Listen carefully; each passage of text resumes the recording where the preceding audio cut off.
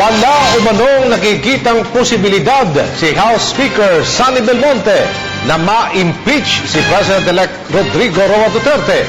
Ani Belmonte, mas mainam na pagtunan na lamang ng pansin ang mga mas positibong bagay. Samantala, kinumpirma ni Belmonte ang kanyang pagdalo sa inaugurasyon ni Duterte Huwebes. Sisikapin din naman niyang makadalo sa inaugurasyon ng kanyang kapartidong si Vice President-elect Leni Robredo. Si Jervis Banahan sa detalye. Wala raw nakikitang posibilidad si House Speaker Sonny Belmonte na mai-impeach si President-elect Rodrigo Duterte kapag naupo na siya sa pwesto. Kinagulat nga raw niya ang balitang ito at sinabing dapat ay mas pagtuunan na lang ng pansin ang mga mas positibong bagay. Why should we be talking about that? We should be talking about confidence.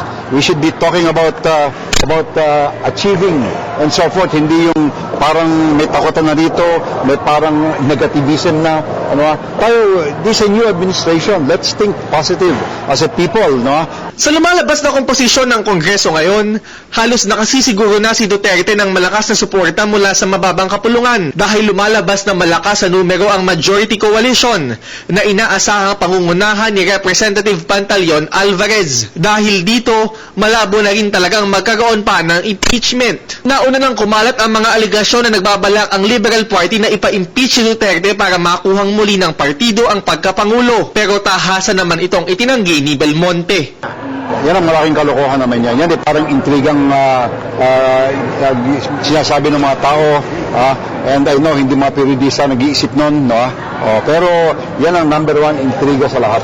Sa katunayan, dadalo raw si Belmonte sa inaugurasyon ni Duterte sa Malacanang sa June 30, kahit nakasabay ito ang inaugurasyon ni Quezon City Mayor Herbert Bautista at Vice Mayor Joy Belmonte. Dahil magkakahiwalay ang inaugurasyon, sisikapin din naman daw niyang makapunta sa inaugurasyon ni Vice President-elect Leni Robredo. Tiwala si Belmonte na magkakausap din sina Duterte at Robredo sa tamang panahon. It's only a matter of time before they themselves will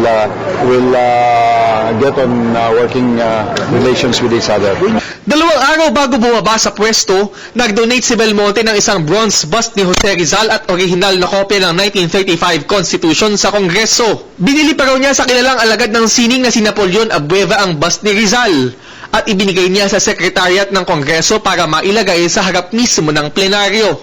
Naglibot din daw si Belmonte sa Batasan Complex para pasalamatan ang mga kawani ng House of Representatives sa kanilang paglilingkod sa 15th at 16th Congress. Babalik si Belmonte bilang kongresista ng 17th Congress pero hindi na bilang House Speaker.